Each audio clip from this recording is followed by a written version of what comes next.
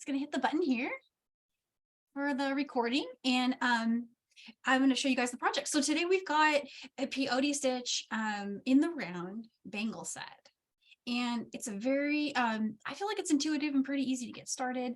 It's one of those stitches that once you've got it going, you're just go with the flow and you can stitch a whole necklace or a whole bracelet. It's one of those techniques that once you've got it down, you've got it down, and it's just repeating that same step, you know, kind of like knitting or something similar, like where you just keep going until you have the desired length, and then you can make some choices about how you want to finish it, what it's going to be. The most simple way that I've been creating is to make these bangles. And so they're stitched together very similar to the way we do a peyote stitch ring, which is that zipper stitch where you connect the up beads in peyote, both ends together. It's just the only difference is this is in a round shape. And so when it's in a round shape, you have, you know, you just have to look at it and you're noticing, hey, it's in the round. And so it's something that is easier. Oh, and happy birthday, Pat. I see Sharon's holding up a happy birthday sign. Happy birthday. Yeah, so I think you guys will like this. I think you'll find it versatile. I think you'll find it that you can make a lot of other things like necklaces with it. And there's other ways you can finish it too. And we'll talk about that when we get to finishing it up. And so I'm going to switch to the mat here. What I've got on the mat is all the supplies and a closer up view of the project. And I'm just going to see if I've got it in speaker view. I'm going to oh, there we go. Let's spotlight the mat here. And no, thank you. Perfect. Okay. And so what I've got here is the project that is in the handout, and the let's see, the way I made these is they're 6/0 seed beads with palettes. And so the palettes that I used are in the you know, colors that I've used already. So I just, it was an easy, already almost done for me job, right? I just walked in, picked up a palette I liked, got the 3 colors, and then I just went to town stitching them up. And I changed up the pattern a little bit. In one of them, I made multiple rows of each color. And the other one, I switched colors every row. And so I'll talk about that. And I think the pattern I used on this one was I did switch color, and then two rows of gold, and then a row of red, a row of green, and 2 rows of gold. The reason I did that on this one is I had an extra tube, and I think in the handout that's worth highlighting, is you can grab an extra tube of the gold, because that one I ended up using a little more of. So you can grab this 3-pack flame if you wanted to go with the holiday colors, and then grab an extra tube from the regular wall of the 6/0 gold. So play with that. And then also I wanted to point out that it works for other palettes. So similarly, I went and found the verbena, and then I used a lot of that purple. So I grabbed that same purple from the 6/0 wall. And it's the same color. And so here's one of the samples that I'm going to show today. It's been snowing here, and so I was inspired to make one that had snow and frost looking colors in it. I thought that looked just very kind of like wintry themed. And this is an AB crystal, so it's really pretty. And then so for colors to work with today, I just grabbed some opaques and one metallic that will stand out from each other and be easy for you guys to see. And they're still in like a holiday colors. I'm going to work, the first pattern I'm going to work is this one, because it's the one that is the first one presented in the handout. But this other pattern will make sense to you too. As you're going through it, you'll totally see what I'm doing, and it will be obvious, like, hey, I'm going to have 4 rows of red here, 4 rows of gold, 4 rows of green. You'll see how to count and everything. We'll talk about that. And then so for needles and thread and other stuff, you're going to need some Wildfire. I used the 0.06, and use any color you want. On this one, I was using the frost color, and here I'm using black. On these, I used black. On needles, size 10 or size 12, whatever you've got, it's going to be fine. And oh yeah, I'm seeing just something popped up. It's called Flame on the website. I don't know if I called it that in the, oh yes, I called it Flame. But then for some reason, I decided it was called Cheer, and I apologize. I've been saying Cheer, but I just decided that was the name of it. But it's Flame on the website. and scissors and something to flatten your Wildfire. The reason I always grab a pair of chain nose pliers is so you can flatten the end of your thread and makes it easier to get your needle threaded. So I'm going to dive in. As far as how much thread to cut, of course, it's optional. Adding thread's easy. We'll show that. But if you want to save yourself adding thread one time and maybe at all, what you can do is you can cut double the length of your comfortable working length, which for me is an arm span or a wingspan. So I'd hold the spool in one hand, end of the thread in the other, and then just stretch your arms out and you'll get something between 60, 70 inches or so. If you double that, I mean, do that twice, you'll have double your working length. And then you work from the midpoint. If you're working from the midpoint, it will be possible for you to work backward from where you started.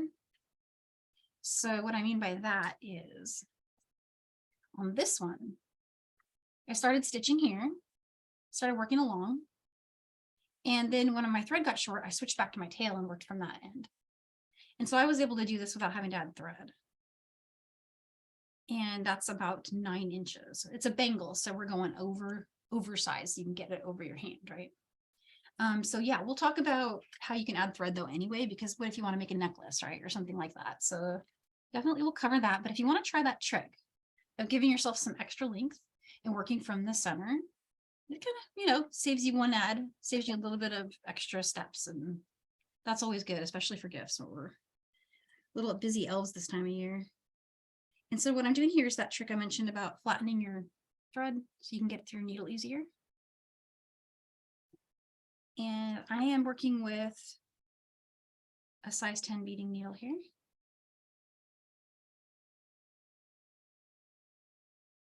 And just fold over a comfortable amount. If you're working with that full 60 inches, you might want to even pull like 20 inches over here from your needle. Fold that over. And then you'll just want to bring it down. Okay, and so to find your midpoint, it doesn't have to be exact, but I guess what I just did is took the end of the thread and then the end that I was holding up here, pull it down, and that way I could find my midpoint here. So just bring them together to find the midpoint. And let's get started. And it looks like on this one, I'm going to try to stick with what I did here so it's easy to follow. I'm going to start with my gold, move into my green, and then go to red. The gold.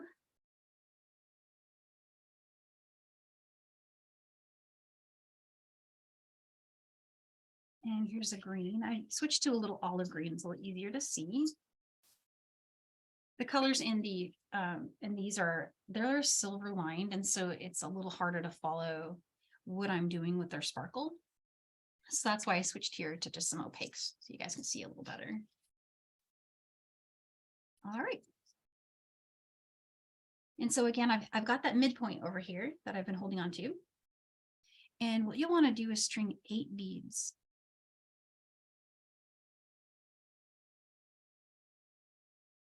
So there's 8 beads. Again, these are size 6. They came from those palettes.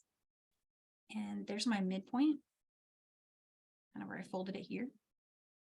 And what you'll want to do is go back through all of those again. Just keep going. All the way back. And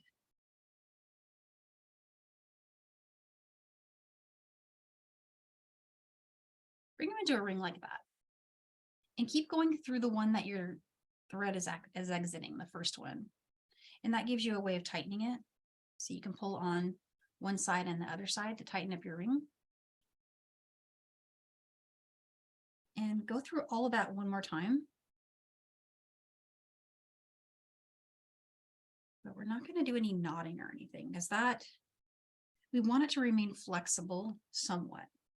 And the reason I like that is because we're going to I want it to look seamless so that when I join it, or for example, when I work back from this point, it doesn't have an area where the ring is super tight and looks like it's cinched up. You need it to move a little bit. So this can still move a little bit, see? And that's what you're going for. And I think a lot of people make a mistake when they start round peyote stitch for the first time is they make this first ring really tight. And it changes, not only does it change the look and the feel and the flowiness of your piece when you finish it, but it also is really hard to start it when it's that tight. You need to have just a little give. So I find that like going through it twice, it's not too wobbly, but if I need to loosen a little bit, I can, see, and I can tighten.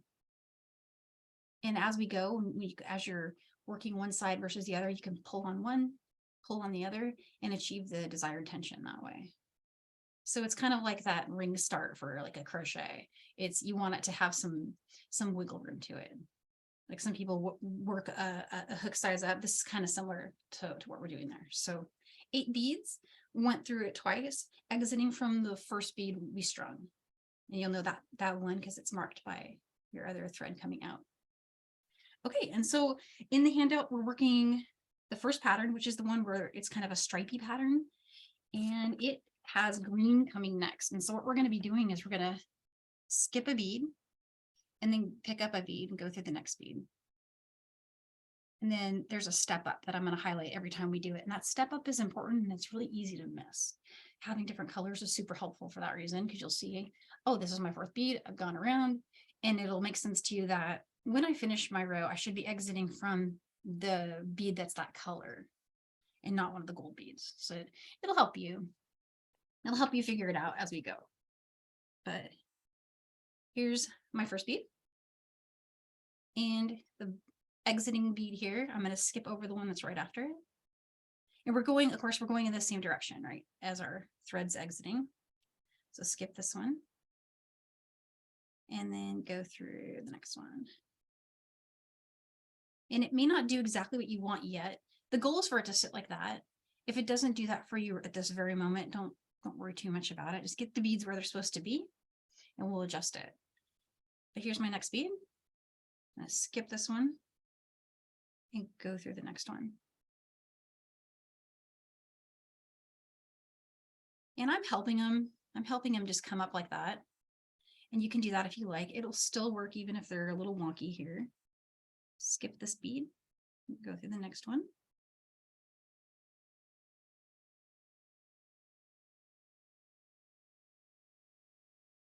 I'm just kind of helping them sit.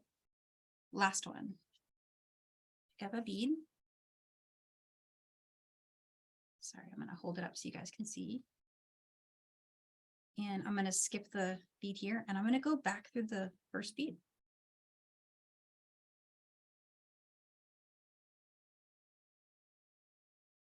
And so it's a little funny looking. Here's what I'm going to do to fix it.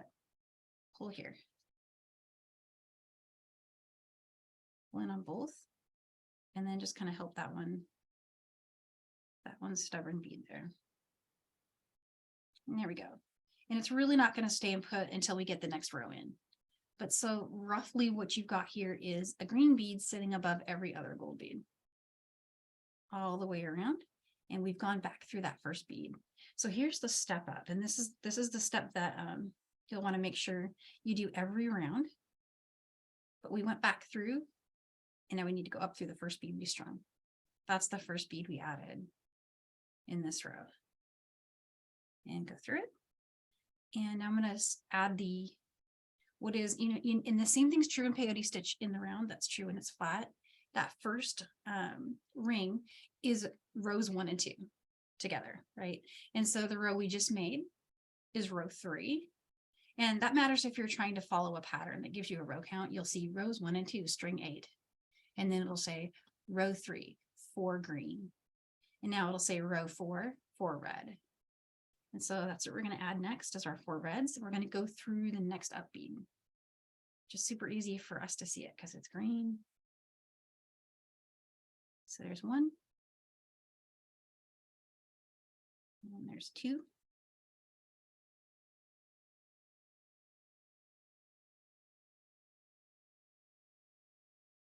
Three.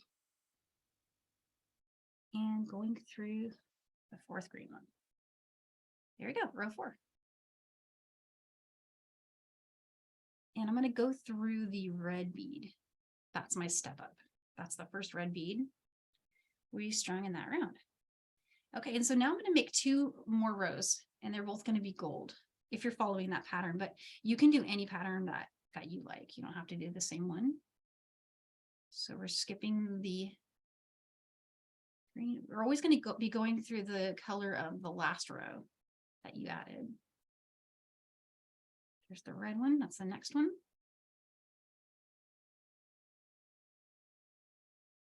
Sorry, gold. Through the red.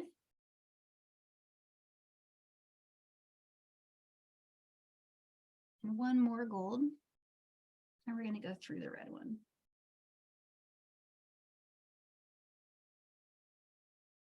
Stepping up through the first bead. Always got to remember to do that. All right, and so the diameter here, if you're thinking like, how can I stabilize this? It will kind of stabilize itself as you go. But if you really want help with stabilizing it, or if it aids your tension in any way, you can find a crochet hook that fits that. It's about 3 millimeters. And it's going to be easy to get stuff through it. For example, if you wanted to finish this with like some ribbon or leather, or even like beading wire, you could very easily string something through that. It's a pretty good diameter there. But it's not quite big enough for a pencil, which was my hope, was to be able to put like a pencil through it and hold it. But some of the hook sizes, if you have those sets or knitting needles or something, might work. So here's another row of gold. So I'm going to take gold bead, go into the next gold bead. There's one. And two. I'm going to make a few more, maybe a repeat of this pattern so everyone can see it come together. And then I'll start again. We'll make another one. So you can see the start again. That was 4 beads. 4 beads, and here's the step up. And so now I'm going to go back to green. And you can see that the up bead is the one that's standing a little taller than the one before it. It's just so pretty, and it's fast because these 6-0 beads work up really quick. You can get this bracelet done in an hour. And you just want to watch for, especially if you start to work with the same color for more than one row, you want to watch for which one is my up bead. And if you look closely, you'll see it, you'll spot it. It's that one. And here's my step up.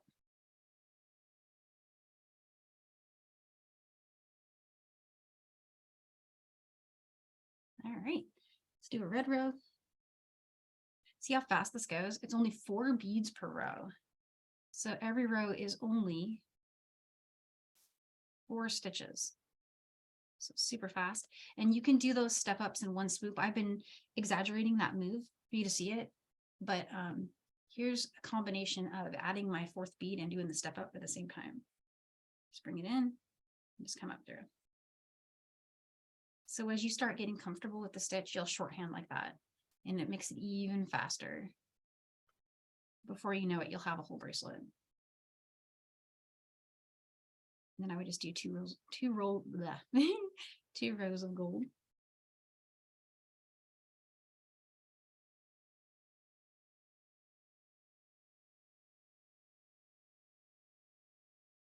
Here's that step up again. Go through the red one. Get that step up going. And then you put 1 more row of gold, and you just keep going. It's really pretty design. It's coming out nice. If you needed to work back from this side, I'm going to show that real quick, and then we'll start over. But so this is the side we've been working, right? And this is our tail. And the very, very cool thing is you can take that extra long tail that you left at the beginning, flatten it, grab another beading needle,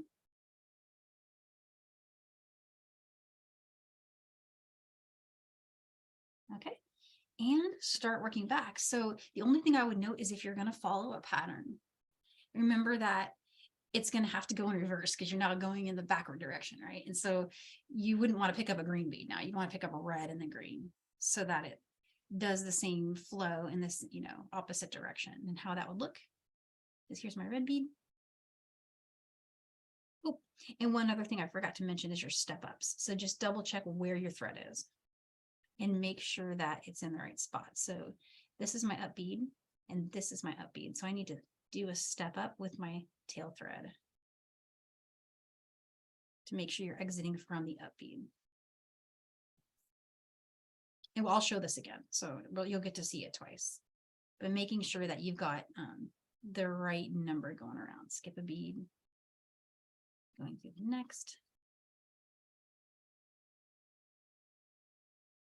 And it can be a little tricky to spot the up bead there. So just give yourself some grace and patience. And if you try it and for some reason it just doesn't look right, you can just take it out and put it back in and see if it works and try a different row or bead. But you should get something like roughly like that. And this is why it was so cool that this first, the first row, like strung ring of 8 was kind of loose, because if it was super tight, it would be really hard to get the up beads to do that, to become the up and the down beads, right?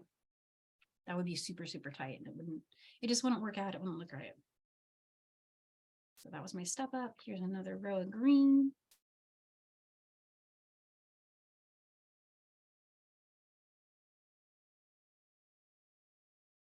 So we're just working backwards because it's heading in opposite direction. Here's my step up.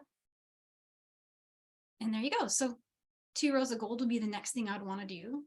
And you can't even tell after a few rows, you won't even know where the starting ring was. It's like almost invisible now. So pretty cool. Let's go back and start that all again.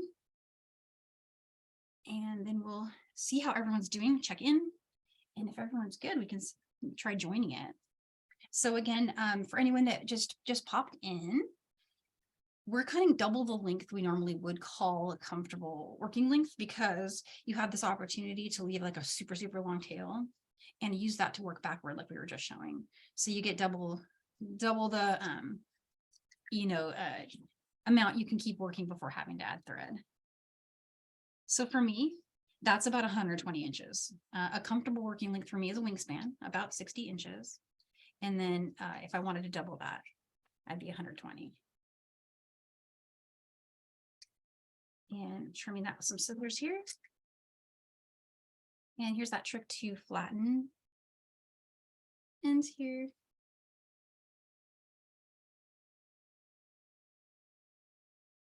Get your needle threaded, and then just pull it through and fold over to give yourself, a comfortable length. Like I'll pull over maybe even 20 inches so that I'm not having to pull through multiple times. If that makes sense. Like when you're working with really long strands of thread, you're having to do a lot of extra effort. So if you fold over more here, you'll about 20 inches is about as much as I can do, because at 30 it starts to, your tail is kind of gets caught in the beads you're working through. So that's about what I would do. So it's 120 inches, and then thread my needle and fold that over at about 20 inches. And then we're going to bring 8 beads on, 3 and 4, 6, 7, 8, and then bring those 8 beads to your midpoint. And yeah, we did fold over 20 inches. So kind of what I do is just I eyeball it a little bit. Like I'll just take the needle still here, but I'll take the end of that. This is the part that I folded over. This is my other end, and just kind of bring those together and bring those beads down to your midpoint of the thread. And then I'm going to just set that here, hold it, find my end that's got my needle on it, which is over here, and take that one and go back through all the beads.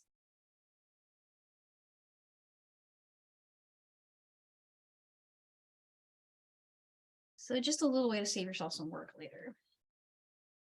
And I don't have a full 120 inches here. I cut about half that because it's, with the camera, it's really tough. And so there's me going through all the beads again. I'm going to go through the first one, right? And then just tighten it up. Then I'm going to go through them one more time. That's optional. If you want to try it without doing that, you can. It's a little easier, I think, having a reinforcing pass through it, because it just doesn't loosen up as easily while you're stitching. I'll pull through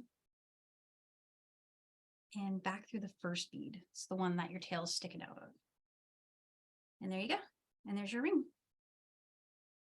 So those 8 beads in a ring, reinforced, super long tail, working side, and that's rows 1 and 2. in a peyote stitch, that first, string is your first 2 rows. So here's my row 3. And again, in a pattern, if you were following a pattern, what that might look like is it would say rows 1 and 2, 8 gold. And now it's going to say row 3, 4 green. And so you'd string your green bead, skip the next bead in the ring, and go through the one after that. So that's this one here. And if you want to, try to help it kind of sit up on top, but you can always fix it after you got all 4 beads on. But you want to kind of get it to sit so that it's sitting on top of that bead, the one you skipped. Next one, pick up a green bead. You're going to skip the next bead in the ring, go through the one after that, help it sit. And here's one more, skip, go through the next one. And what happens to beginners, like a lot, I think I'll stop for a second and show, is you'll be doing this and one of the beads will go like that. And if it's not, like if it's the same color, it really throws you off. That's why if you're brand new to this stitch, working that 3rd row in a different color than you did the first 2 really, really, really helps. But that said, if you were to suddenly decide that that's the up bead and that's the down bead for that row, it would probably still work. It just, the tension would be just a little off, right? But so at this stage, if you can help those beads at least just stay on top and not worry about how tight they are at this point, that can also help too. Here's my 4th one. And again, I'm going to skip the next bead in my ring. And I'm going to go through the one after that, which happens to be the one my tail is exiting from. It's our first bead. And here I'm doing this again. Just bringing those up. Okay. And so the other awesome thing is we can take the tail thread, which is this side, the working side we've got going, and go ahead and just tighten it a little bit. Doesn't need to be too tight, just enough that these will stay put a little better.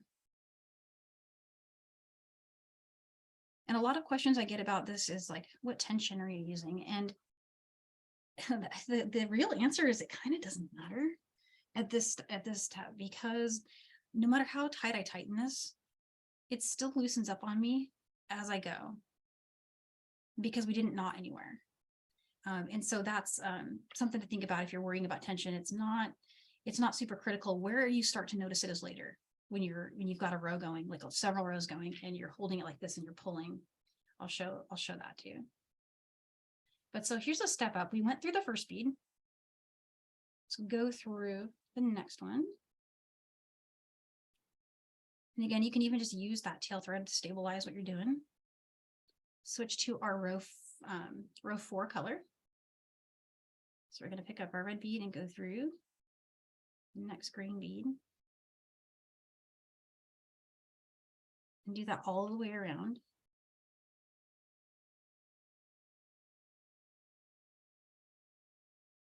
And this really helps. This part is where you start to have the shape be much clearer and easier to see. And I think this stage is where, like row 4 and on, it gets so much easier. So going through the green bead, and then I'm continuing through the red bead. That's my step up. Always go through your first bead of every row at the end there. So back to gold. Into the next red bead. So we're exiting from the red bead from the previous row, going through the next one. There's the next one. And again, this tension is probably on the tight side, but not like super tight. See, I'm just pulling enough that it takes the shape that I want it to, but it's not going to stay like that, right? It's going to loosen up right after I let go. So there's the red bead, my first red bead from this round. And now I want to step up through the gold bead that I just strung.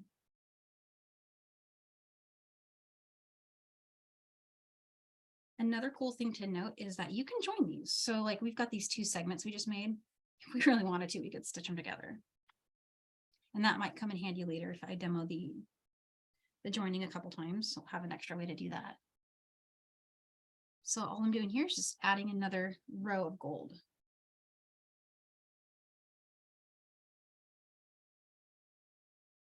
There's the first one there.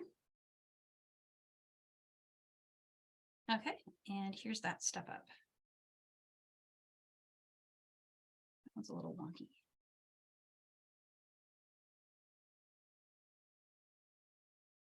There it goes.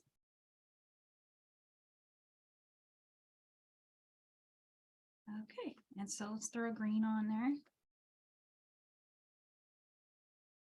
This is one of those stitches that I think is it's pleasant, like to sit and do this. It's not tedious. It's kind of relaxing.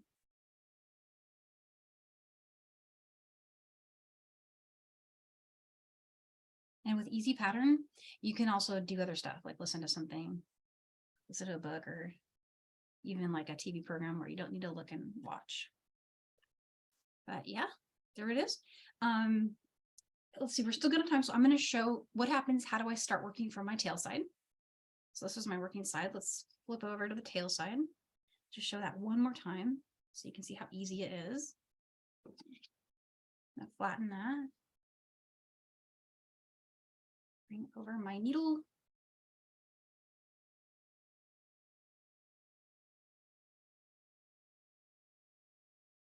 And again, I'm going to fold over about 20 inches on that side or so. And take a quick look at it. You see where your tail thread is? It needs to have a step up because it's in the down bead, right? So you want to step up into what was row 1. And then we're going to work backwards in color. We were doing gold, gold, green, red, but since we're going backwards now in this direction, we want to go gold, gold, red, green. If you want to stick with the pattern that you got. So here's my red bead, skipping the down bead, going through the up bead. They're pretty pronounced. You'll be able to see them. They're standing up as like, that's definitely the up bead there. That one's definitely the up bead. And then let's go through the red bead. That's our step up for that row. That's row -1. Here's our green. Row -2 here.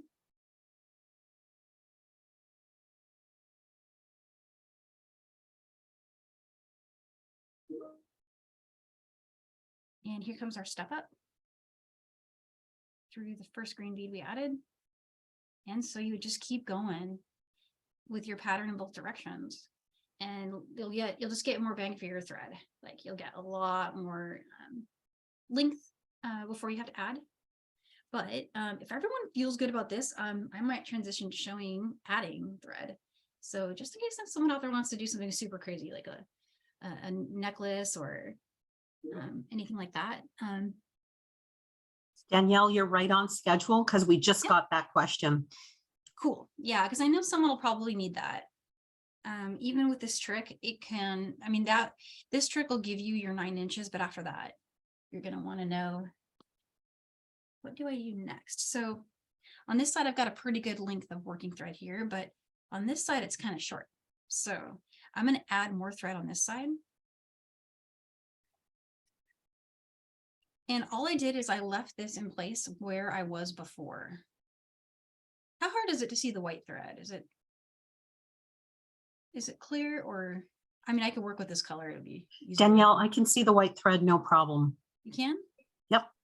I might work with the white thread just so my design is cohesive, but if it's a struggle, I'll switch. I'll switch right back. And so I'm going to bring over the white thread here. And this is just frost. It's the same Wildfire that I was using before. And I'll go ahead and cut there. And I'm just doing all the usual things where, you know, making it easier to get my needle threaded.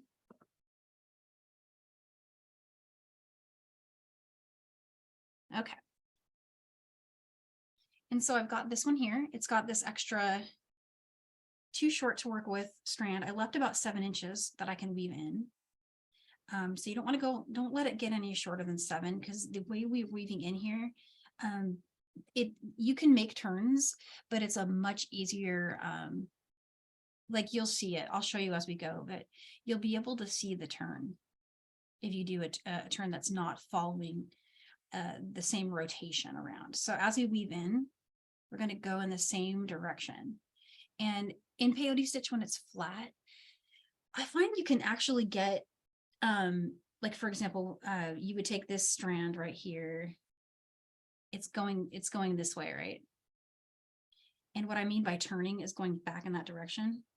So on a flat stitch, that doesn't show as much, but on this round stitch, because the bead's position is open, you can see the thread transiting from one bead to the next based on just the structure of it. It is really pronounced if you do a turn like that. Like you'll see that thread a lot. This is white, so it's not as dramatic, but let me grab a strand of black thread to show you what I mean. So just really quick. If, for example, here's my thread, it's exiting from here. If I was to do one of these kind of turns, which when you're weaving in, often on a flat peyote, this is a totally okay move. On this stitch, you kind of wouldn't want to, because see, it's really, really, really visible. This is open. So this weave in is going to have a lot of rotations. They're going to go around and around and around. Not too many times, but just enough that the tail stops moving. And then I use the same trick as I usually do before, where I take this one and bring it up into the new rows. So I'll bring my old thread, or sorry, my new thread into these rows here, make new rows with the new thread, and then take this old thread and bring it up into the new rows. There is a way you cannot, and it actually kind of works too. I'm going to show you that too, in case you like it. They both work. And in this case, I don't actually feel like the knotting is too bad if you're working with 6/0. If you're working with 11s, the knot might not suit you because you're going to have a pass issue trying to get back through it. Well, let me show you what I mean. So the first thing you want to think about is, here's my thread. It's going this direction. I mean, it's going what I think is counterclockwise for me. So you want to make sure your new thread coming in also traveling in the same direction. And I'm going to go around a bunch of times and then meet this thread.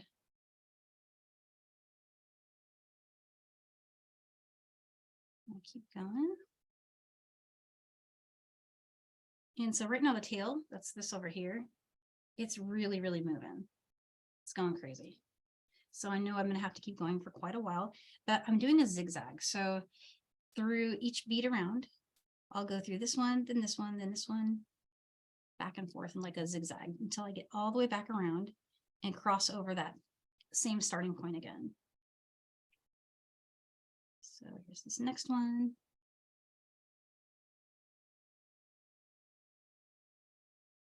And it's getting tighter. It's actually doing pretty good.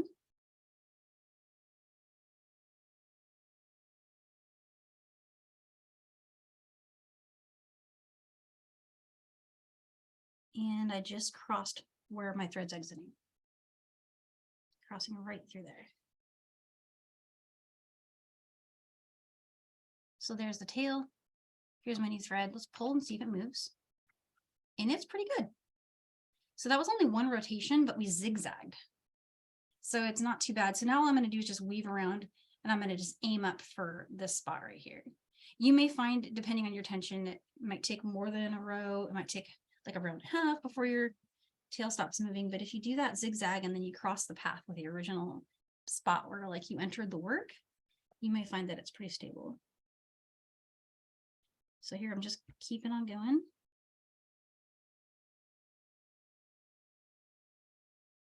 I am still zigzagging just out of habit.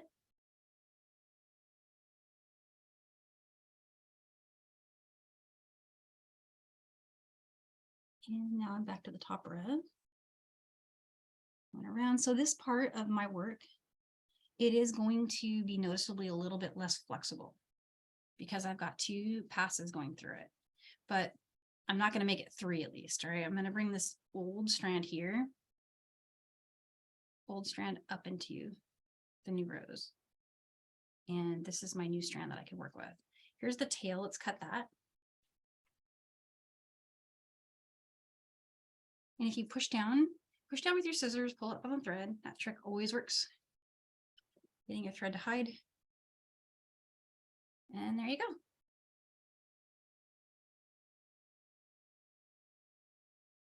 And so all I would need to do is just kind of hold the old thread, the tail out of your way, and then just start stitching around with your new beads.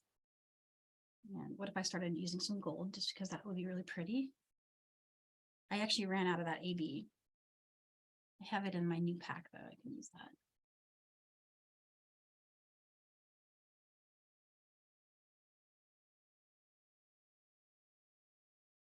And so make about 4 rows and then take your old thread up through those 4 rows and zigzag around and trim it. If you want to. And I actually don't do this myself because I feel like it'll make that one section where I do this knot, but see how I've met the spot where my old working thread was, and here's my new. You could do a little knot here if you wanted. You could tie this one to this one, and then it would just be a little extra secure. Maybe you don't have to weave in as much, but I don't really feel like you need to do it. I think it stays. I think it holds its spot really nicely, and then you don't lose that flexibility and that flow that it's got, because that knot there is going to mean that this ring doesn't move as much as the other rings do. And that's just my preference, my style, maybe my perfectionism is a little, no one probably would notice, but if you did a knot there, you could, and it would probably be just fine. You could probably still get back through the bead if you needed to, because we're working with 6/0. So totally up to you if you like that. Here's my step up. I'm going to skip doing it because I just like to not have knots. And keep going.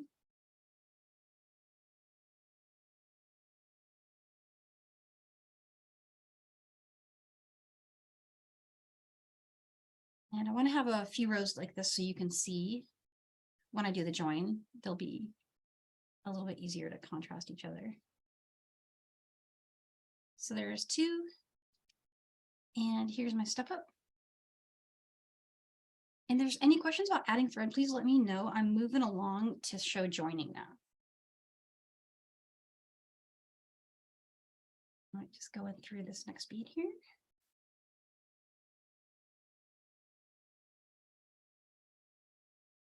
This is my 3rd row since I added thread.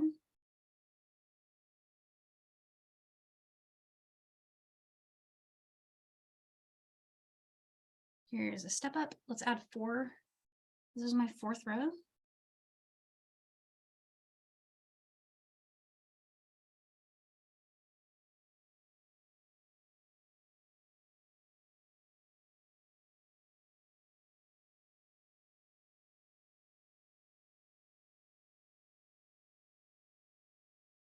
And it's done. Okay, so stepping up here, old thread here. I'll pick this one up. And I didn't see anything pop up with questions on adding thread, so I'm just going to assume everybody's okay on that. Here's my old thread that we left, and this is just bringing it up into the new strand, or sorry, the new rows that we just made. I'm just going to zigzag around.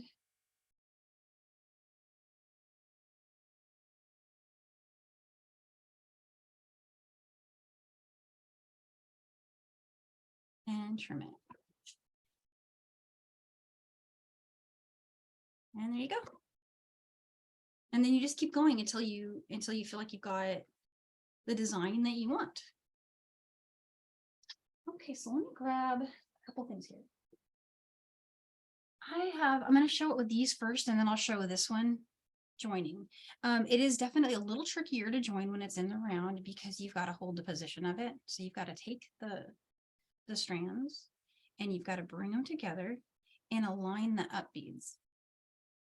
And I'll show you guys some tricks for making that easier, but that is definitely, it's trickier when you're making a bangle because this is going to want to just bounce open on you, right? So the structure of what we're doing, I'm just going to show the structure first, and then we'll switch back to that one. So you've got these 2 ends, right? And you want to join them.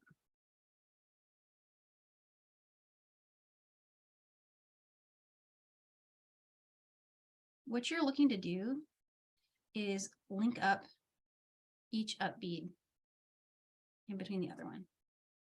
Literally just disappears. And so what can make that a lot easier? Whichever side has your short working length. So you'll have, when you get to the end, you'll have maybe a longer bit of thread left, probably on the one you added thread will probably be longer if you added thread. But the goal here is to make one side stable so that when you're stitching the other side through it, that side isn't moving at the same time. And what I mean is right now, this side is loose, see? And this side is loose. So they're going to come loose together while I'm trying to join. And that's going to get really frustrating. So I'm going to lock one side by weaving in that side and then connect my other one. That'll save you a lot of just frustration, I feel like, when you're trying to join it. So let's bring this needle back on here.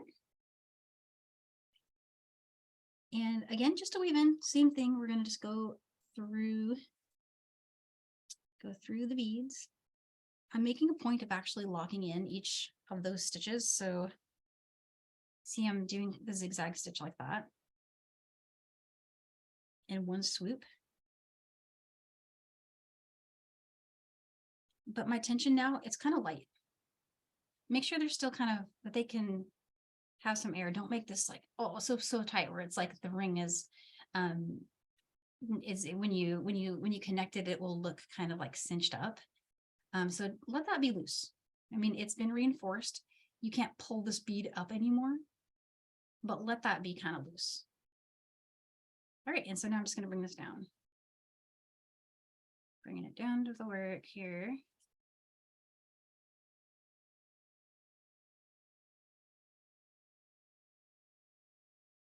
And ideally, you just keep going all the way around. I'm just going to go ahead and trim it now. Okay, so that side is locked in. And now let's work with this side to join. I need one more needle. I never have enough needle about. They're always hiding somewhere.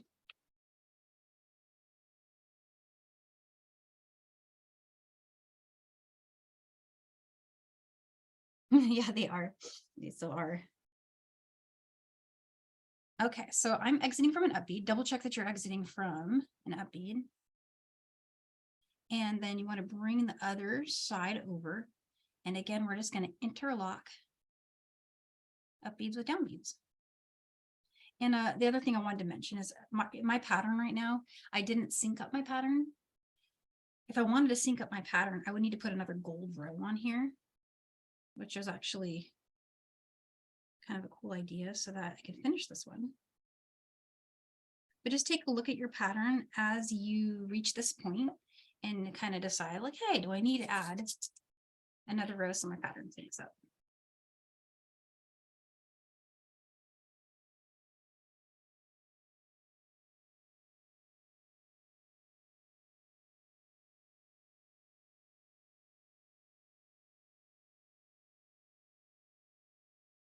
And there we go.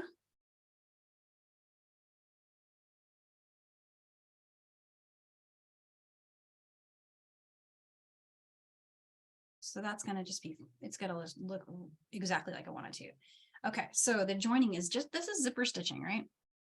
We're going to take the gold bead, which is the up bead on this side, and the gold bead on this side, and just bring them together. So this one is the up bead that's on this side. And we're going to bring it into the up bead on the other one.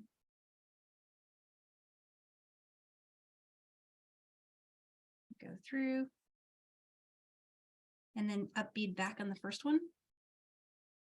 So kind of an exaggerated version of what I'm doing here. It looks like that. Just looping them together.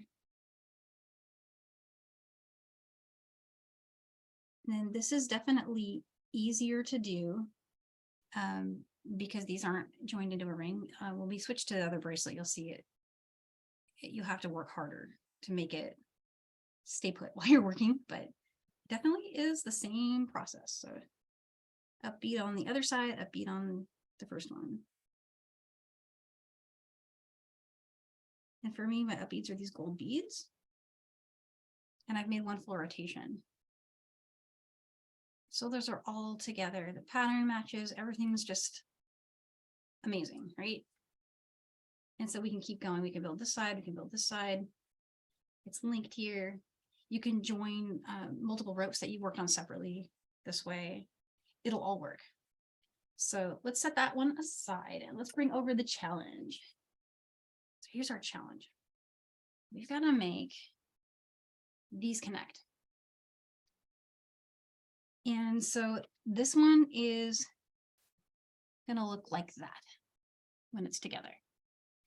First things first, I'm gonna weave in one side. So I'm gonna do that really fast. So go through here. And once again, what I'm trying to focus on doing here is to make sure that I'm focusing on these top beads, right? Because that's the one where a lot of pressure is going to be put. Every single one of these passes is going through those top beads. So I'm zigzagging by connecting each of these around, one full rotation.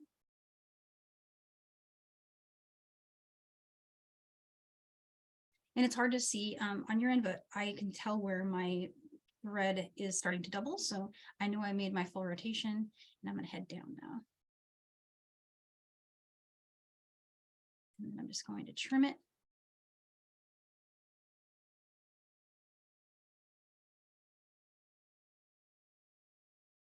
Right about here. Okay.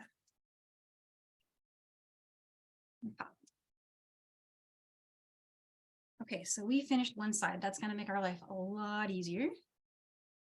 And let's come back to this other side. We've got our needle on there already. So yay. And to join it. So there's really no super duper easy way to do this. Step one, make sure you're exiting from an up bead. And I am currently not exiting from an up bead. Yeah, I'm one of the down beads, so keep going. Up through an up bead. Bring it over. And so when you got to this step and you're like, how is this going to look when I'm wearing it?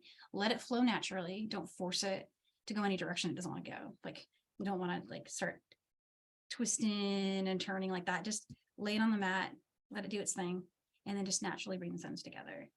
And whichever ones line up as close as you can, have that be the one that joins.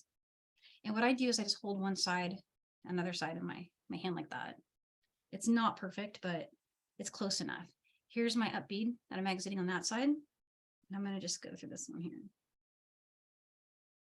So there's one. Gold here through the purple one here. That's the next up bead. And when you lay it flat, it's going to do that to you. Just go slow, just breathe, be patient. It gets easier after the next two. There's that one. And I forgot to mention, if you want to, you can make one reinforcing loop around this. And I didn't do that because I'm going to end up weaving in. It's going to reinforce it then, but every time I pull on this strand, it is tightening up my purple row, my last purple row. So here's the up bead on the purple row. Let's see if I can get through the up bead on my gold one in one swoop.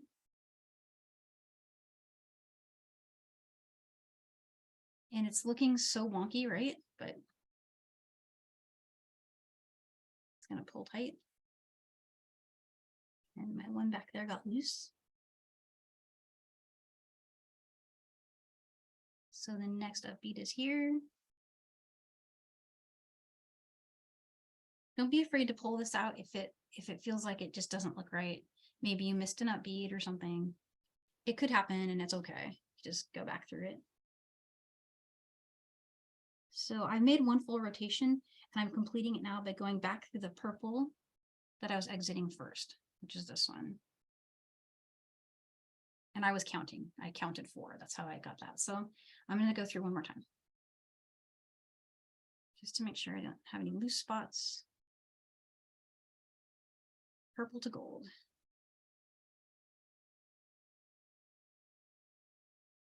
And that looks pretty good. Okay. So there's my join. It's nice looking. I can get it over my wrist. You want to test that when you join it, make sure that you can get to fit right. And that's it in a nutshell. That last step, I know it's harder than it looked. It does definitely take practice, and it's frustrating. Like it comes apart on you because this is, you're forcing it into a ring shape, and it wants to go straight in a flat row, right? Because there's a lot of spring built into this stitch here. But for the most part, it'll flatten out on you. And then just pick the side that you don't have a lot of thickness going on.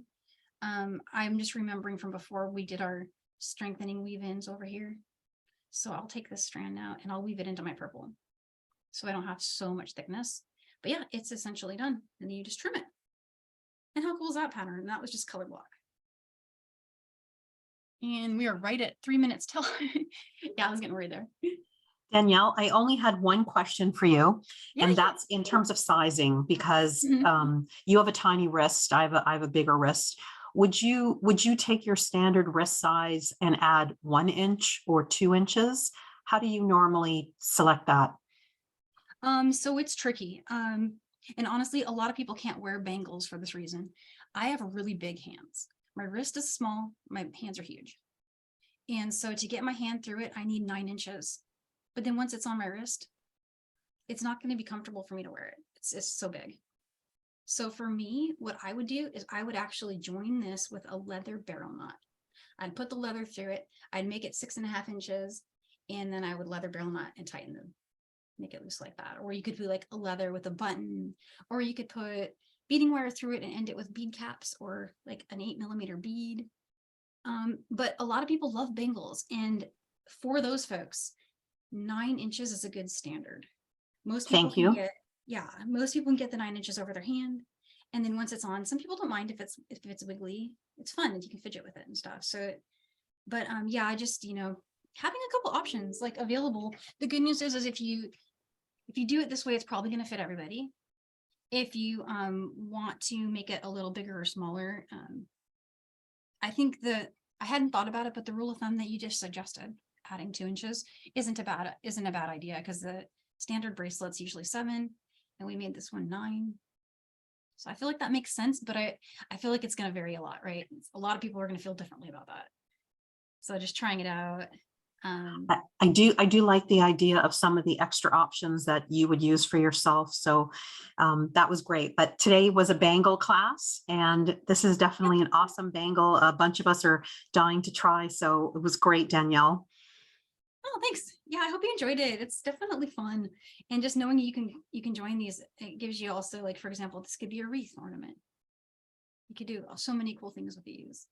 It could also go on a necklace. Like you could make a little ring for a necklace and have a lark's knotted strand of like silk or something coming from it.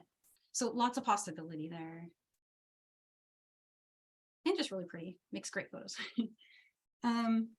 Let's see, I can show next week. Next week we've got the coffee cream and crystal earrings, which is a bib of flat chenille, which we've done before. If anyone wants to catch a replay of that class, it was I did put it inside the handout for next week, but it's it was November 10th, 2020 when we taught that. And it's one of my favorite stitches. So here you only have to make a few rows of it, just 6 rows in total of the flat chenille, and then you use it as a base for a really pretty fringe. And this uses the coffee and cream palette with a bunch of Preciosa crystal. So really sparkly and pretty stainless steel findings. They're on there. And then after that, we have a workshop. It's on December 16th, and it's our last class of 2022. Really fun and kind of epic. So you don't have to put the fringe on it if you don't want to. That adds a lot of time and adds a lot of like bulk to it, and it also adds a lot of cost because of the crystal. But the brick stitch part is the main focus. And doing something brick stitch like this with the smaller beads that we used here, it's challenging because, with like a lot of the brick stitch is done with delicas. It makes it easier for things to just kind of pop together. But it's still really beautiful with 11-0, and you get a more organic and textured look with it. So this one is tackling a big project together. And so I'm already working on those samples for that class, because it's going to be one where we're going to have lots of, jump aheads and in process stuff. And if you didn't put the fringe on it, you could put less fringe. You can make it like a little more sparse, but this also is just a beautiful earring just by itself. It's not super big. And it also may have a few friends. By the time I get there, I might have a couple more flower patterns to share with you that didn't quite make it into the PDF that you'll get when you sign up. But you know, I always do extras for those workshops. And skipping ahead to January 2023, I just submitted these. They may not be on the website yet. They're literally like yesterday. We're gonna do some really pretty crystal earrings. First class in January. This will be January 6th. And there's a little crystal flower stars. And I think I called these, what did I call them? I called these the wishing star earrings. This will be up on the website soon. You'll be able to download it right away. So if you want to make these before the holidays, you can. The instructions are really easy to follow. You'll be able to just go right along, even without seeing it live, but then definitely still come back in January and see it live because it's really fun design. And then I got asked a bunch of questions about right angle weave. And so I made a bunch of bracelets that are stackers that use a kind of a laced stitch of right angle weave with a bunch of different counts. So you can see the same stitch in a stacker bracelet, all these different counts. And that pattern also will be on the website soon. You can check it out early, but it's the right angle weave 2.0, and you'll be able to follow based on that. And then let's see, the workshop for January, I got that one done too. That one is really cool. I've always wanted to do a Saturn crystal stitched up thing, and I've been playing with this for a while. Finally got one I liked. And so this one came out so cool. You could make a necklace like this too. I was getting into the time crunch of my deadline, so I had to make it a bracelet, but there will be a necklace by the time I teach this, because there just needs to be a necklace. Look at it. It's just the coolest thing ever. But that's a bracelet length. And I called it seed beaded jump ring chain, only just because I couldn't come up with a better name. So if anyone's got something better, I'm open. But that's what I called it. And that one is January 20th. So that's all I've got so far. I'm just going to say goodbye to you guys. I know I kept you over just a little tiny bit. Switch to, okay, thank you. Yeah, so I want to wish you a really happy weekend. And if you have questions, of course, reach out, let me know. If you make something beautiful, we'd love to see it. If you hashtag make it with Michaels, and then hashtag John Bead in your social media post. We also have a Facebook group. It's PDFs and projects from John Bead. If you join, if you're not already a member there, we have a lot of great inspiration posted not just by us, but also by our students, because you guys do a lot of great things. And I always get inspired by your work. So yeah, there's earrings, and next week, I hope to see you guys next week for our coffee cream and crystal. So happy creativity, and see you guys next time. Bye.